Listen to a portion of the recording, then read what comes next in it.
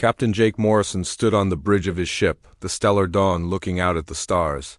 It was a quiet Tuesday morning in space, and he was drinking his coffee when the emergency signal came through. The sound was loud and sharp, making everyone on the bridge jump. "Captain, we're getting a distress call from Kepler 442b, said Officer Mary Johnson, her fingers moving quickly over the controls. "It's the mining colony there. They're asking for immediate help." Jake put down his coffee cup and walked over to the communication station. The mining colony on Kepler 442b was one of the newer human settlements. About 3,000 people lived there, working in the deep mines that pulled valuable metals from the planet's core. It was supposed to be a safe place, far from any known dangers. "What kind of help do they need?" Jake asked. Mary listened to her headset for a moment, then looked up with worried eyes. "They're saying something attacked them, something big. They won't say much more over the radio, but they sound really scared." Jake nodded. "Set course for Kepler 442. Maximum speed." The Stellar Dawn was not a military ship. It was an exploration vessel designed to find new worlds and make contact with alien species. But Jake and his crew had seen enough strange things in their travels to know that sometimes peaceful explorers had to deal with dangerous situations. The journey to Kepler 442b took 2 days. During that time, Jake tried to contact the colony several more times, but the responses were always the same. Something had attacked them. Something they had never seen before. Something that scared them more than anything they could imagine. When the Stellar Dawn finally arrived at the planet, Jake could see the damage from orbit. The main colony building, which should have been a bright silver dome, was now a twisted wreck of metal and glass. Smaller buildings around it were completely destroyed. Deep trenches had been carved into the ground, as if something with giant claws had dragged itself across the surface. "My God," whispered Dr. Emma White, the ship's science officer. "What could have done this?" Jake ordered his crew to prepare for landing. They put on their environmental suits and armed themselves with standard energy weapons.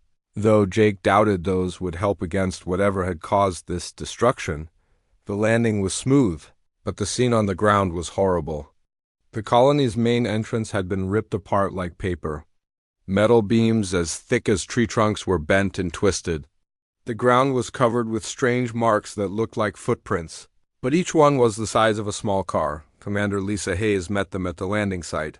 She was the colony's military liaison, a tough woman who had served in the Colonial Defense Force for 15 years. But now she looked like she had seen a ghost. Her hands shook as she led them toward the emergency shelter where the survivors were hiding. "How many people made it?" Jake asked as they walked. "About 200, Lisa replied, her voice barely above a whisper. "We lost some, but not as many as we thought we would. It didn't seem interested in killing us. It was more like it was making a point." The emergency shelter was a reinforced bunker built into the side of a hill. Inside, Jake found the survivors huddled together in small groups. Men, women, and children sat in stunned silence, staring at nothing. Some were crying quietly. Others just rocked back and forth, holding themselves. Lisa led Jake to a small meeting room where she began to tell him what had happened. "It came 3 days ago," she said. "No warning. No ships detected on our sensors. One moment everything was normal, and the next moment this thing was standing in the middle of our colony." "What did it look like?" Jake asked. Lisa closed her eyes, as if trying to forget what she had seen. It was huge. "Maybe 50 feet tall? Maybe more. It walked on 4 legs, but it could rear up on its hind legs like a bear. Its skin was black, like polished stone, and it had these red eyes that seemed to glow from inside. But the worst part was its claws. They were as long as a person is tall, and they cut through our walls like they were made of butter." Jake felt a chill run down his spine. In all his years of space exploration, he had never heard of anything like this. "Did it communicate with you?" he asked Dot. Lisa nodded slowly. "That's the strangest part. It didn't speak, but somehow we all knew what it was thinking. It put images in our heads." Pictures of other worlds, other colonies, all of them destroyed. And there was this feeling of ... hunger, not for food but for something else, like it fed on our fear. What did it want? Submission, Lisa said simply. It wanted us to know that we were helpless, that it could destroy us any time it chose, and then it left, just walked away into the mountains. But before it went, it showed us more images, Earth burning, our other colonies in ruins. It was telling us that this was just the beginning. Jake sat back in his chair, trying to process what he had heard. Have you reported this to Colonial Command? We tried, but who would believe us? A giant monster that appears out of nowhere and destroys a colony just to make a point? It sounds like something out of a nightmare. But Jake knew Lisa was telling the truth. The evidence was all around them. The destroyed buildings, the claw marks, the terrified survivors. Whatever this creature was, it was real, and it was unlike anything humanity had ever encountered. Over the next few hours, Jake interviewed more survivors. Their stories were all the same. The creature had appeared suddenly, demonstrated its power by destroying their defenses, and then left them with the clear message that this was only the beginning. It seemed to take pleasure in their fear, feeding on their helplessness. As Jake prepared to leave the planet and report back to Colonial Command, he couldn't shake the feeling that humanity was facing something far beyond their ability to handle. This was not just another hostile alien species. This was something that seemed to exist for the sole purpose of dominating and terrifying other life forms, the stellar. Dawn lifted off from Kepler 442b as the sun was setting. Behind them, the survivors continued to hide in their bunker, afraid to venture out into the open. And somewhere in the mountains, something waited and watched, planning its next move in what appeared to be a campaign of terror. That would not end until all of humanity knelt before it. Jake looked out at the stars and wondered how many other worlds had already fallen to this creature. How many other civilizations had faced this same hopeless terror? And most importantly, how could humanity possibly survive against something that seemed to be unstoppable? Captain Jake Morrison's report reached Earth 3 weeks after his return from Kepler 442b. At first, the Colonial Command didn't believe what they were reading. A giant creature that could destroy entire colonies? Something that fed on fear and terror? It sounded like science fiction, not reality. But then the second attack happened. The mining station on Tau Ceti Prime sent out a distress signal at 3:47 in the morning, Earth time. The message was short and filled with static, but the words were clear enough. The monster is here. God help us all. Admiral Danny Cooper was woken up by the emergency call. He had been in charge of the Colonial Defense Force for 12 years, and he had never heard such panic in a military officer's voice. By the time he got to headquarters, 3 more colonies had gone silent. "Show me what we know," Danny said as he walked into the command center. The room was filled with officers and technicians, all working frantically at their stations. The main screen showed a map of human space, with red dots marking the locations of the attacks. Colonel Amy Rodriguez, the military's top strategist, stepped forward. 4 colonies hit in the past 6 hours, same pattern each time. Massive destruction, but relatively few casualties. The creature seems more interested in breaking things than killing people. Danny studied the map. The attacks were random, hitting colonies that had nothing in common except that they were human settlements. There was no strategic value to the targets, no military importance. It was as if the creature was simply announcing its presence. "What about our defense fleets?" Danny asked. "The 7th Fleet tried to intercept it at New Bethlehem," Amy replied. "They never even got close. The creature was gone before they arrived, and the survivors said their weapons wouldn't work. Every time they tried to fire, their systems just shut down." On the other side of the galaxy, Dr. Peter Collins was having his own problems. As the director of the Centauri Archaeological Institute, he spent his days studying the remains of ancient civilizations. But recently, he had been getting calls from government officials asking about creatures that shouldn't exist. Peter sat in his office, surrounded by books and artifacts from a dozen different worlds. He had been researching for 3 days straight, trying to find any mention of creatures like the one that was attacking human colonies. What he found made his blood run cold. The Altarian historical record spoke of the Shadow Walker, a creature that had destroyed their first spacefaring civilization 800 years ago. The vegan archives mentioned the Void Stalker, which had terrorized their colonies for decades before mysteriously disappearing. Even the ancient Proxima texts had references to something they called the Star Render.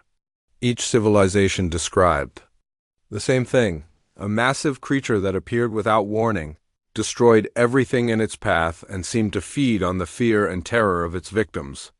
In every case, the creature would attack a few times, terrorize the population, and then vanish. Sometimes it would return years later. Sometimes it would never be seen again. Peter reached for his communication device and placed a call to Admiral Cooper. "Danny, we need to talk. I've found something you need to see."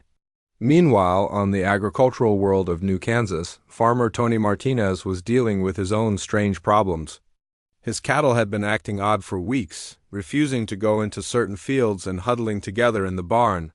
His horses were nervous and jumpy, and his dogs wouldn't stop barking at the empty sky. Tony had been farming for 20 years, and he knew animal behavior. When livestock acted scared, there was usually a good reason. He just couldn't figure out what was frightening them. His wife, Maria, was getting worried too. Their son, Kevin, who was 8 years old, had been having nightmares every night. He would wake up crying, saying that something big and scary was coming to their world. But when they asked him what he saw in his dreams, Kevin would just shake his head and say it was too big to describe. "Maybe we should take him to see Dr. Foster," Maria suggested one morning over breakfast. Dr. Helen Foster was the colony's child psychologist, and she had been helping other families deal with similar problems. "Other families?" Tony asked. "Haven't you heard? Half the kids in New Topeka are having the same nightmares. They're all saying the same thing. Something big is coming." Back on Earth, the emergency session of the Colonial Council was not going well. Representatives from every human colony were present, either in person or through video links. The mood in the room was tense and fearful. "We need to evacuate the outer colonies," said Governor Rick Turner from New Kansas. "Bring everyone back to the core worlds where we can protect them." "Protect them with what?" asked Governor Beth Clark from New Angeles. "Our fleets can't even get close to this thing. Our weapons don't work. What makes you think the core worlds will be any safer?" Admiral Cooper stood up to address the council. "We're not just dealing with a single creature. Based on Dr. Collins' research, this appears to be a pattern that has repeated throughout galactic history. Different civilizations have faced similar creatures over the centuries." "What happened to those civilizations?" asked Governor Turner. Peter Collins stepped forward. "Most of them survived, but they were changed. They became more cautious, more defensive. Some gave up space exploration entirely. Others moved their populations to heavily defended worlds and never ventured out again." "So we're supposed to just hide?" Governor Clark asked angrily. "We're supposed to survive," Danny replied. "Right now, that's all that matters." But even as they spoke, the attacks were getting worse. The creature had appeared at 7 more colonies in the past week. Each time, it would arrive without warning, destroy the colony's defenses, and then broadcast the same telepathic message: submit or be destroyed. The galactic community was watching. Humanity's struggle with growing concern. The Altarian Republic, humanity's oldest allies, quietly offered to provide refuge for human civilians on their homeworlds. The Vegan Confederacy began moving their trade routes away from human space. Even the Proxima Coalition, which had fought alongside humans in 2 interstellar wars, started making contingency plans that didn't include human participation. The message was clear. The galaxy was abandoning humanity to face this threat alone. On New Kansas, Tony Martinez stood in his fields, watching his frightened cattle. In the distance, he could see the lights of New Topeka, where thousands of families were trying to live normal lives, while their children had nightmares about monsters from space. Kevin had stopped talking about his dreams, but Tony could see the fear in his son's eyes. Whatever was coming, it was getting closer. The animals could sense it. The children could feel it.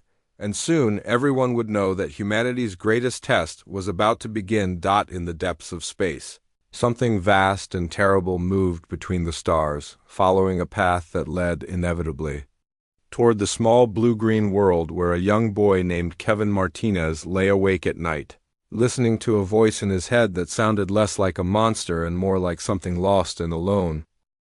The attacks came faster now. Every few days, another human colony would send out a distress signal and then go silent. The creature seemed to be moving through human space like a storm, leaving destruction and terror in its wake. Dr. Susan Blake stood in her laboratory on Earth, staring at the data from the latest attack. As humanity's leading expert on alien life forms, she had been tasked with figuring out what they were dealing with. But the more she studied the evidence, the more confused she became. "It doesn't make sense," she said to her assistant, Dr. Jim. "Parker, look at these energy readings. When the creature attacks, the local laws of physics seem to change. Gravity fluctuates, electromagnetic fields shift. It's like reality itself bends around this thing." Jim looked at the charts and graphs spread across the table. "Could it be some kind of weapon? Something that manipulates space-time?" Susan shook her head. "No, it's not a weapon. It's the creature itself. I think it exists partially outside our normal universe. When it enters our space, it brings its own rules with it. That's why our weapons don't work. They're designed to function in our reality, not whatever reality this thing comes from." The news was not encouraging.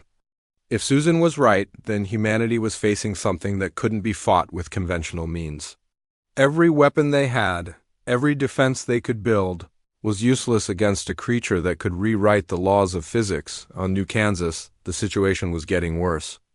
More and more families were abandoning their farms and moving to the capital city of New Topeka. The outer settlements were nearly empty now, and even the brave souls who stayed behind were having second thoughts. Tony Martinez loaded the last of his belongings into the truck. His wife Maria sat in the passenger seat holding their son Kevin. The boy had been quiet for days, staring out the window as if he could see something the adults couldn't. "Dad, why are we running away?" Kevin asked suddenly. Tony looked at his son in the rearview mirror. "We're not running away, buddy. We're just going somewhere safer." "But it's not angry at us," Kevin said. "It's just sad." Maria turned around to face her son. "What do you mean, honey?" Kevin shrugged. "The voice in my head. It doesn't sound mean. It sounds lonely." Tony and Maria exchanged worried glances. Dr. Foster had told them that many children were reporting similar experiences. They seemed to be receiving the creature's telepathic communications differently than adults. While grown-ups felt terror and domination, children described sadness and loneliness. In New Topeka, Governor Rick Turner was trying to maintain order as more refugees poured into the city. The streets were crowded with families carrying their possessions, and the emergency shelters were overflowing. But despite the chaos, there was something strange happening. The children weren't afraid. Dr. Helen Foster had set up a temporary clinic in the city's main school. She was seeing dozens of children every day, all of them experiencing the same phenomenon. They were receiving telepathic messages from the creature, but unlike their parents, they weren't terrified by what they heard. "Tell me about the voice," Dr. Foster said to a 7-year-old girl named Lucy Adams. Lucy sat in the small chair, swinging her legs. "It's like a big dog that got lost. It's looking for its family, but it can't find them. It's been looking for a really long time." "Does it say anything about hurting people?" Lucy shook her head. "No, it doesn't want to hurt anyone. It just wants someone to understand. The grown-ups don't listen right." Dr. Foster had heard similar stories from dozens of children. They all described the creature as something lost and searching, not evil or destructive. But when she tried to explain this to the adults, they looked at her like she was crazy. Meanwhile, the Colonial Defense Force was preparing for what they hoped would be their final stand. General Bobby Walsh had assembled the largest fleet in human history at the fortress world of New Gibraltar. Every available ship had been called in, from massive battlecruisers to small fighter craft. "This is it," Bobby told his officers. "We throw everything we have at this thing. If we can't stop it here, then humanity is finished. The fleet was impressive. 300 ships armed with the most advanced weapons humanity had ever built. Plasma cannons that could melt through asteroid fields. Quantum missiles that could tear holes in space itself. Gravitic disruptors that could collapse matter at the molecular level. But when the creature appeared at New Gibraltar, none of it mattered. The Warbeast materialized out of empty space, its massive form dwarfing even the largest battleships.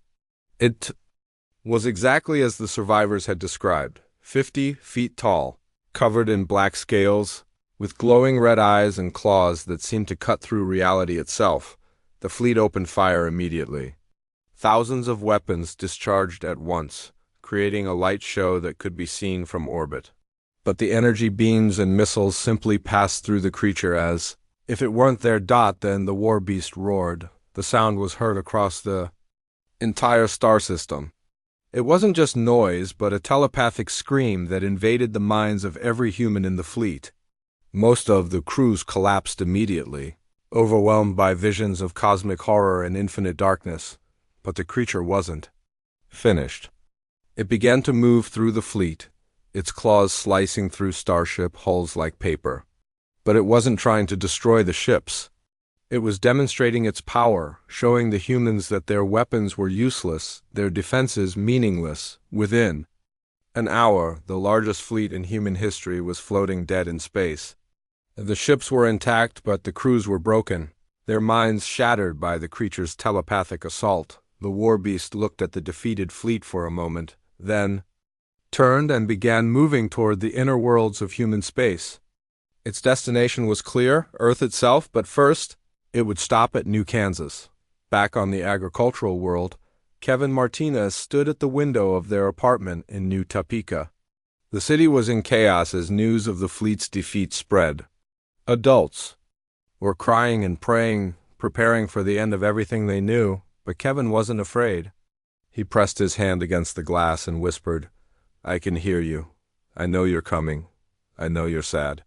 In the distance, something vast and dark moved between the stars, following a path that led inevitably to the small world where a young boy waited with patience and understanding that no adult could comprehend. The other children felt it too. Across the city, across the planet, across human space, young voices whispered the same words. "We're listening. We understand. You don't have to be alone anymore." The Warbeast heard them and quickened its pace. After eons of searching, after centuries of loneliness and frustration, it had finally found what it was looking for. Not conquest or domination, but something much simpler and infinitely more precious. Someone who understood its language. The end was coming, but perhaps it wouldn't be the end that anyone expected. The morning sky over New Kansas was clear and blue when the shadow fell across New Topeka. People looked up from their breakfast tables and emergency shelters to see something impossible blocking out the sun. The Warbeast hung in the air above the city, its massive form making the tallest buildings look like toys. Colonel Steve Parker stood in the city's Defense Command Center, watching his instruments go crazy. Every screen showed error messages, every weapon system was offline. The creature's presence was scrambling their technology just like it had done everywhere else. "Sir, all defensive systems are down," reported Sergeant Mike Davis. "We can't even get a radar lock on the thing." Steve nodded grimly. He had expected this. The reports from other worlds had been clear. Human weapons simply didn't work against this creature. But he had hoped that somehow they might be different. The Warbeast descended slowly, its 4 massive legs touching down in the center of the city. The ground shook with each footstep, and windows shattered for blocks around. But the creature moved carefully, almost gently, as if it were trying not to cause more damage. The necessary then it roared. The sound was unlike anything anyone had ever heard. It wasn't just noise, but a telepathic scream that invaded every mind in the city. Adults dropped to their knees, clutching their heads as visions of cosmic horror filled their thoughts. They saw dead worlds and empty space, endless darkness and creatures beyond imagination.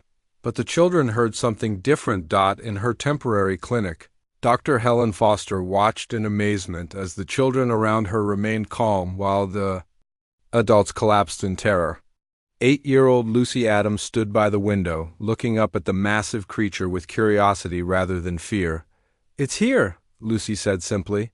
"It's been looking for us for a very long time." Kevin Martinez was in his family's apartment when the roar came. His parents fell to the floor, overcome by the telepathic assault. But Kevin just stood at the window, listening to the voice in his head. "You're scared," he said out loud, speaking to the creature. "You don't know how to ask for help." The Warbeast heard him. Its massive head turned toward the building where Kevin stood, and for a moment the red glow in its eyes seemed to soften dot across the city. Other children were doing the same thing. They walked to their windows, stepped out of their shelters, and looked up at the creature without fear. Their parents tried to stop them, but the children moved with a strange calm that even the adults couldn't disturb. Dr. Foster grabbed her emergency kit and ran outside. She had to document what was happening. As a psychologist, she knew she was witnessing something unprecedented. The children were responding to the creature in a way that no adult could understand. She found Kevin Martinez standing in the street outside his apartment building. Other children were emerging from buildings all around, walking slowly toward the creature. Their parents followed, crying and begging them to come back, but the children didn't seem to hear them. "Kevin," Dr. Foster called out. "What are you doing?" The boy looked at her with serious eyes. "It's lonely, Dr. Foster. It's been alone for so long that it forgot how to be nice. It only remembers how to be scary." The Warbeast lowered its massive head until it was only a few feet above the street. The children continued walking toward it, but the adults hung back, paralyzed by fear. Nancy Kim, who worked for the city's emergency broadcast system, was recording everything from her mobile unit. She had been covering the evacuation when the creature arrived, and now she found herself documenting the most important moment in human history. "This is Nancy Kim reporting from New Topeka," she said into her camera. "The creature has arrived, and something extraordinary is happening. The children of our city are approaching it without fear." The Warbeast's red eyes focused on Kevin Martinez. As the boy reached the creature's massive foot, Kevin looked up at the cosmic terror that had brought the galaxy to its knees and tilted his head as if he were studying a puzzle. "You're not a monster," Kevin said, his voice barely above a whisper but somehow carrying clearly through the silent city. "You're just lost." The creature's eyes began to dim, the fierce red glow fading to a softer orange. It made a sound that was almost like a whimper, a noise so vast and deep that it made the ground vibrate. Kevin reached out and placed his small hand on the creature's massive claw. The moment they touched, a wave of understanding passed between them. Kevin's eyes widened as he experienced flashes of the creature's memories. He saw a civilization of beings, so vast that they existed on a cosmic scale. To them, entire star systems were like gardens, and they tended to the universe with care and love. The Warbeast had been their companion, their beloved pet. No more dangerous to them than a friendly dog was to a human family, but something had happened to them. Kevin saw it as a great sadness, a cosmic disaster that had swept away the creature's family and left it alone in an empty universe.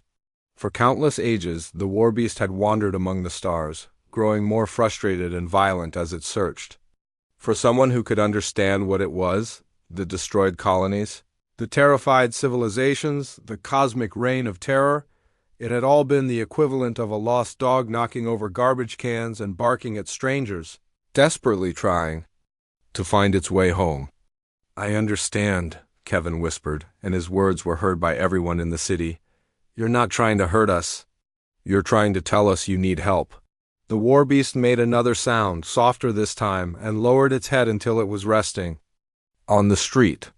Kevin walked forward and placed both hands on the creature's massive snout. Dr. Foster watched in stunned silence as the boy who had terrorized the galaxy began to cry. The tears were like drops of liquid starlight, each one as large as a person and glowing with their own inner light. "It's okay," Kevin said, patting the creature's nose. "You don't have to be scared anymore. We understand now." The other children came forward too, each one reaching out to touch the creature that had been the source of their nightmares. But as they made contact, the nightmares transformed into something else, a shared understanding of loneliness and the desperate need for connection. Nancy Kim continued recording, knowing that she was witnessing a moment that would change everything. The creature that had defeated humanity's greatest fleets, that had brought entire civilizations to their knees, was revealed to be nothing more than a lost animal seeking comfort and understanding. "This is incredible," Nancy whispered into her microphone. "The children have done something that our entire military couldn't accomplish. They've shown this creature that it's not alone." The Warbeast lifted its head and looked around at the city full of frightened adults. Then it did something that no one expected. It sat down, just like a dog waiting for its owner to come home. Kevin smiled and patted the creature's leg. "Good boy," he said. "You're a good boy. You just needed someone to understand." And in that moment, the cosmic terror that had threatened to destroy humanity became something else entirely, a lost pet that had finally found its way home. The silence that followed Kevin's command was unlike anything anyone had ever experienced. For the first time in weeks, the telepathic pressure that had been building in everyone's minds was gone. The Warbeast sat quietly in the middle of New Topeka, its massive form somehow looking less threatening and more like an oversized pet waiting for attention. Dr. Helen Foster slowly approached the scene, her scientific training warring with the impossibility of what she was witnessing. The creature that had terrorized entire star systems was now sitting obediently because an 8-year-old boy had told it to. "Kevin," she called softly, not wanting to disturb whatever was happening between the boy and the creature. Kevin looked back at her with bright eyes. "It's okay, Dr. Foster. He's not mean. He's just been alone for so long that he forgot how to be good." The word "he" struck Dr. Foster as significant.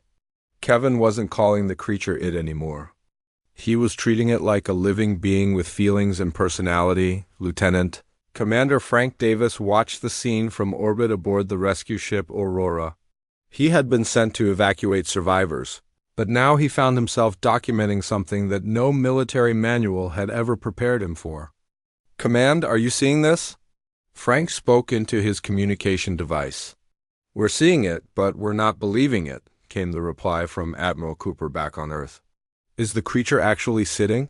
Frank adjusted his camera to get a better view. "Affirmative. The target is in a sitting position. The boy appears to be petting it." Down on the surface, Kevin had indeed begun to pet the Warbeast's massive claw. The creature made a sound that was almost like purring, a deep rumble that made the ground vibrate gently. Other children were approaching now, no longer afraid. "Can I pet him too?" asked Lucy Adams, the 7-year-old who had been having the dreams. Kevin nodded. "He likes being touched. He hasn't been petted in a really long time." As more children gathered around the creature, the adults began to understand what Dr. Foster had suspected all along. The telepathic messages that had terrified grown-ups were being received differently by children. Where adults heard threats and domination, children heard loneliness and need. "It's like trying to communicate with a dog using cat language," Dr. Foster explained to Nancy Kim, who was still recording everything. "Adults and children process telepathic communication differently. We heard what we expected to hear, a threat. The children heard what was actually being said, a cry for help." Tony Martinez finally worked up the courage to approach his son. His legs were still shaky from the creature's telepathic roar, but he needed to make sure Kevin was safe. "Kevin, buddy, are you okay?" Tony asked. Kevin smiled at his father. "I'm fine, Dad. Look, he wants to play." The boy picked up a piece of debris from the creature's earlier landing, a chunk of concrete about the size of a basketball, and threw it as hard as he could. The Warbeast's massive head followed the concrete, as it arced through the air and landed with a crash about 50 feet away. Then something amazing happened. The creature got up and bounded after the concrete like an excited puppy. Its massive paws shook the ground with each step, but it moved with obvious joy and playfulness. When it reached the concrete, it picked it up delicately in its jaws and bounded back to Kevin. "He wants to play fetch," Kevin laughed, clapping his hands as the massive creature dropped the concrete at his feet. The sight of the cosmic terror, playing fetch with an 8-year-old boy, was so absurd that several adults began to laugh despite themselves. The sound of human laughter seemed to please the creature, and it made that purring noise again. Dr. Foster was frantically taking notes. This changes everything we know about interspecies communication.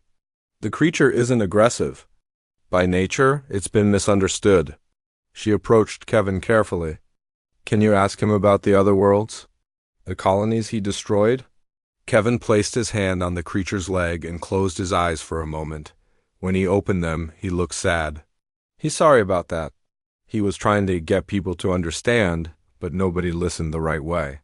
He got frustrated and angry, like when you try to tell someone something important, but they don't understand. The creature made a low, mournful sound and gently nudged Kevin with its massive snout. The boy patted it reassuringly. It's okay, Kevin said to the creature. We understand now. You don't have to be angry anymore. News of what was happening on New Kansas spread through human space faster than any previous report. The video of Kevin Martinez playing fetch with the Warbeast was transmitted to every human colony within hours. On Earth, Admiral Cooper watched the footage with amazement. How is this possible? Our entire fleet couldn't stop this thing, and a child controls it with a single word. Dr. Susan Blake, who had been studying the creature's energy patterns, had a theory.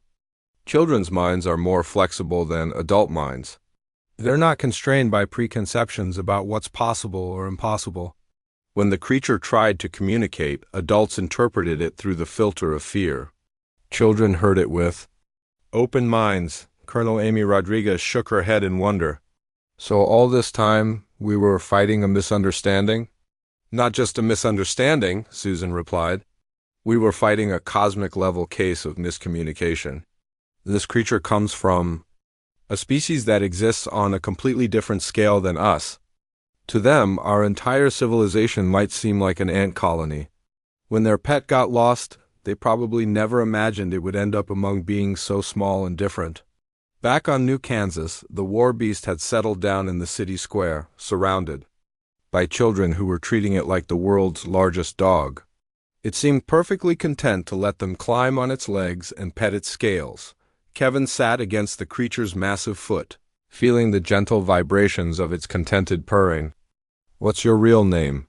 He asked. Images flashed through Kevin's mind, concepts too large and complex for human language. But somehow he understood. Cosmos, Kevin said out loud. Your name is Cosmos. The creature made a happy sound and gently nuzzled the boy with its enormous head. Dr. Foster watched the interaction with growing excitement. Humanity had just made contact with a species so advanced that their pet could travel between stars and reshape reality. The implications were staggering. Kevin, she said carefully, can Cosmos tell us about his family, about where he came from? Kevin closed his eyes and listened to the thoughts that flowed from the creature. When he opened them again, his expression was filled with wonder. They live in the spaces between spaces, Kevin said slowly, struggling to put the concepts into words. They're so big that stars are like flowers in their garden. But something bad happened, a big sadness that swept through their home. Cosmos got lost in the sadness and couldn't find his way back. The boy looked up at the massive creature with sympathy. He's been looking for his family ever since, but he's been looking in the wrong places. He thought if he made enough noise, they would hear him and come find him. Dr. Foster felt tears in her eyes. The cosmic terror that had threatened to destroy humanity was nothing more than a lost pet calling for its owners. And somehow, a human child had been the first to understand its cries for help. As the sun set over New Topeka, Cosmos settled down for the night with dozens of human children curled up against his warm scales. For the first time in eons, the lost creature was no longer alone. 6 months after the day Kevin Martinez said, "Sit," to a cosmic terror, the galaxy was a very different place. The video of the 8-year-old boy playing fetch with Cosmos had been seen by every intelligent species in known space. Humanity, which had been on the verge of extinction, suddenly found itself in the most unusual position imaginable. Ambassador Claire Thompson sat in the Galactic Council chambers on Alpha Centauri, looking around at representatives from dozens of alien civilizations. Just a year ago, these same beings had been preparing to abandon humanity to its fate. Now they were all asking the same question: how did you do it? Honorable delegates, Claire began, humanity didn't defeat the Warbeast through superior technology or military might. We succeeded because a child saw what adults could not see. We listened with our hearts instead of our weapons. The Altarian delegate, a tall being with silver skin and 3 eyes, leaned forward. Ambassador Thompson, our historical records show that the Shadow Walker terrorized our people for decades before disappearing. Are you suggesting that all we needed to do was ... to it? Claire smiled. Not just talk, listen, understand. Treat it like a living being instead of a threat to be destroyed. Back on Earth, the newly established Department of Cosmic Animal Control was having its first staff meeting. Admiral Danny Cooper, who now served as the department's military liaison, still couldn't quite believe what his job had become. Our first assignment comes from the Vegan Confederacy, said Dr. Helen Foster, who had been appointed as the department's chief psychologist. They're dealing with something they call the Void Singers. Apparently, these entities have been disrupting their space travel for the past 50 years.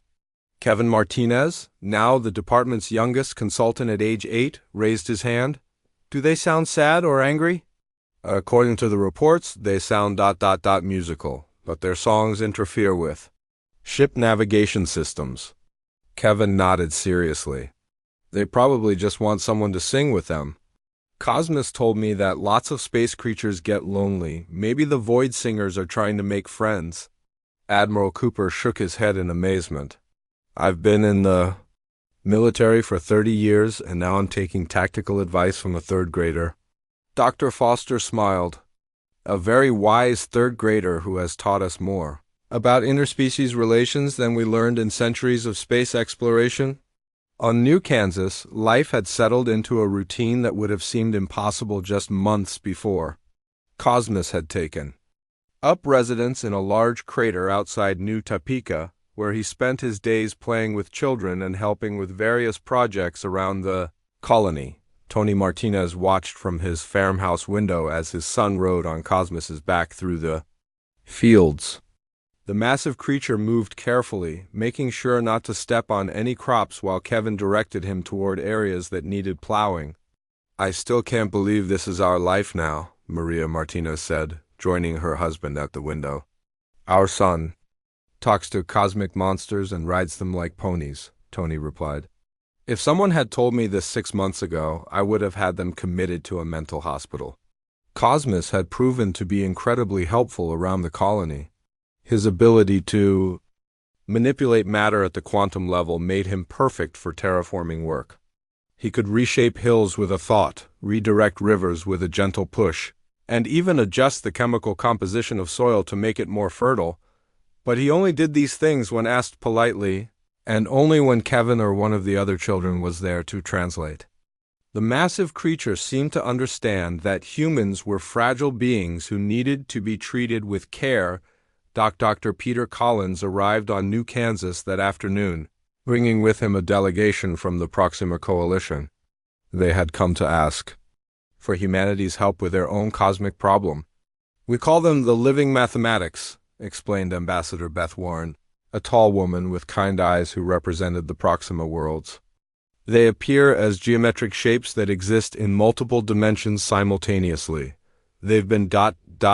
rearranging things. Rearranging things how? Asked Dr. Foster. Cities, planets, sometimes entire solar systems. They seem to be trying to create some kind of perfect mathematical pattern, but they don't consider the fact that people live in these places. Kevin looked up from where he was feeding Cosmos chunks of asteroid that the creature crunched like candy. What kind of shapes do they make? Mostly spirals and fractals. Very beautiful, but not very practical for civilization. Kevin nodded thoughtfully. Cosmos says some space creatures are artists. Maybe the living mathematics are trying to make art, but they don't understand that they're messing up people's homes. Within a week, a joint human Proxima expedition was on its way to the affected systems. Kevin insisted on going along despite his parents' concerns.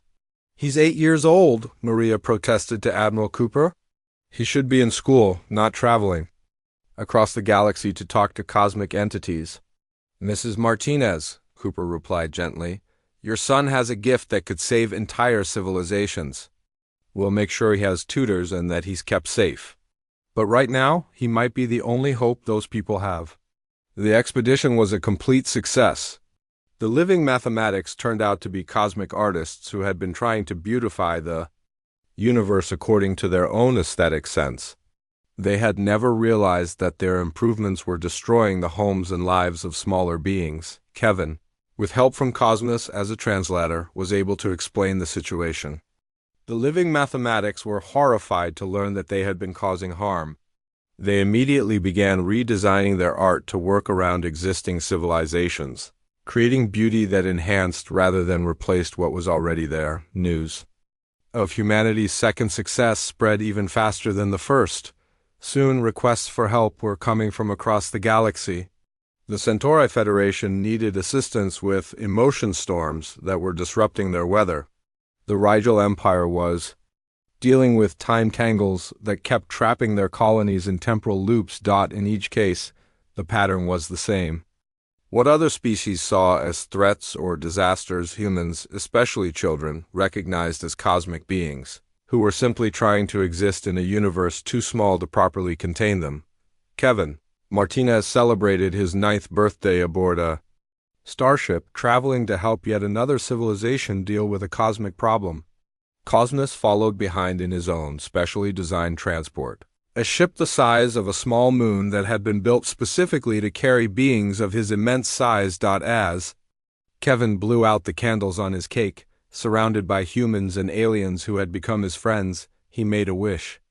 He wished that all the lost and lonely creatures in the universe would find their way home, just like Cosmos had. Admiral Cooper, watching the boy who had changed everything, couldn't help but smile. Humanity had thought their strength lay in their weapons and their technology, but their real power had been there all along, in the simple human ability to see a frightened animal where others saw only a monster. The galaxy was full of wonders and terrors, cosmic beings and impossible creatures. But humanity no longer faced them with fear. They faced them with understanding, with compassion, and with the innocent wisdom of children who knew that every creature, no matter how vast or strange, just wanted someone to say the magic words. That every lost soul needed to hear, "It's okay. You're safe now, you're home." And in the vast emptiness between the stars, other cosmic beings began to turn their attention toward the small blue world where miracles happened every day, where children spoke to gods, and where the most powerful force in the universe turned out to be the simple act of caring about someone else's loneliness.